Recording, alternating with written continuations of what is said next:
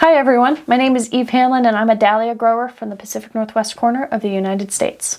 In the last video, I talked about how to know if you should dig your dahlias up in the winter, and I shared some best practices for leaving them in the ground.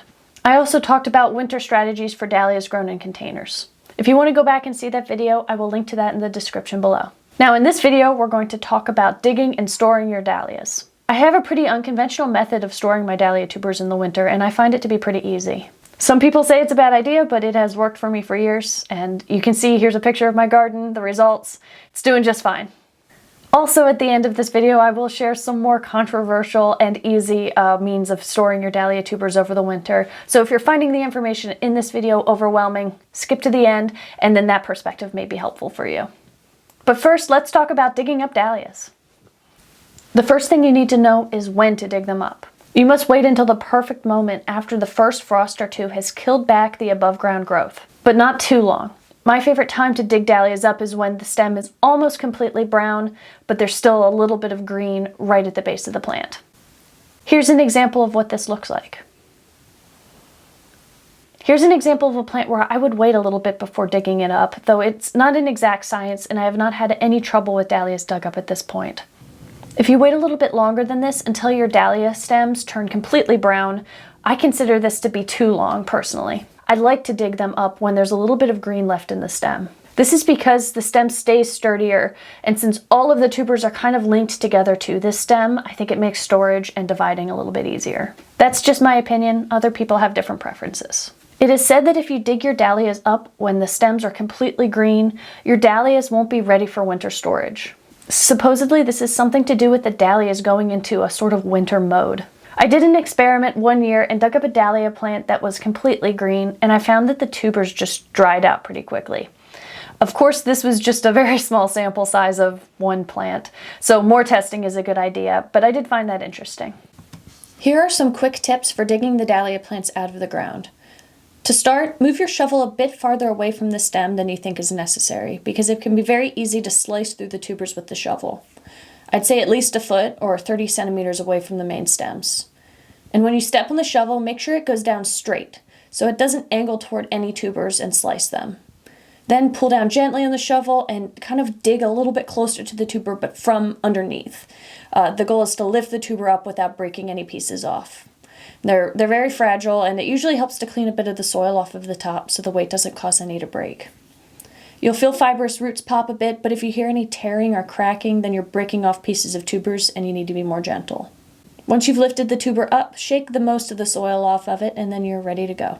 My favorite way of storing dahlia tubers is probably the laziest way out there. I discovered this method by accident by being lazy, and now before any dahlia growing experts get mad at me and say that this doesn't work, it definitely works for me and it has for years. All I do is pull the plants out of the ground, shake off the worst of the dirt, trim the stems short so that there's a couple of inches, like maybe 4 or 5 inches, so that I can use the stems as a handle to move the large clumps around, and then I stack the clumps of dahlias into cardboard boxes, just a few deep, maybe 2 or 3. I label entire boxes of varieties, but if you want to mark individual clusters, you can use a piece of plasticky yarn or string that won't rot and a plant tag with a hole punched in it with pencil writing, or a brown paper bag with the name written on it. Bag handles are helpful. Or a piece of flagging tape with its name written in a marker. I stack these tubers loosely in boxes so they have airflow, and then I stack these boxes in my basement in a way where they get, again, sufficient airflow. I do not wash my dahlia tubers. I think the soil protects the dahlia tubers, and this could be because I have a little bit of clay content in my soil, but I don't know. It's a lazy method and it works really well every year. My basement is small and right under the kitchen where we have a wood stove. This means that the basement stays pretty warm all winter, around 55 to 60 degrees Fahrenheit, which is kind of crazy. Other sources say that you should store your dahlia tubers somewhere between 40 to 50 degrees Fahrenheit or 5 to 10 degrees Celsius. So again, I'm a rule breaker in this regard, but it's been working. 2 or 3 times per winter, I will mist the dahlia tubers as an extra measure to protect them from drying out. You can use a spray bottle, or if you have a lot of tubers, you can use the mist setting on a hose nozzle. Be sure to only lightly mist, and don't create any puddles in the boxes, otherwise your tubers may rot. I wait until spring to divide my dahlia tubers because I find them more prone to rotting or drying out once they're divided. You can wait to divide your dahlias until just about a week or so before planting them, but you just have to give them a little bit of time so they can kind of heal and seal off the open wound area before they go out in the ground to prevent them from rotting. I divide my dahlia tubers starting in about mid-February because I sell my tubers online starting in March every year. Once divided, I store the dahlias in slightly damp wood shavings to keep them from drying out. And oddly, I have found some varieties are more prone to drying out than others. My Ryan C dahlias and Shiloh Jazz dahlias drive me crazy in this way because they shrivel up more easily and you have to watch them more closely, make sure they don't dry out. If you want to wash and divide your dahlia tubers right after digging them up, or if you simply want to consider some additional dahlia storage methods, here are some other ways people do it. Some people will store their dahlias in shredded newspaper, peat moss, pine or cedar shavings, or even sawdust, or even plastic saran wrap. You can additionally dip your dahlia tubers in a diluted bleach solution. I've read that people use anywhere from a 1% to 10% diluted bleach solution, or powdered sulfur. I personally don't have experience with either of these methods, but I will be looking into them, and it may be worth checking out.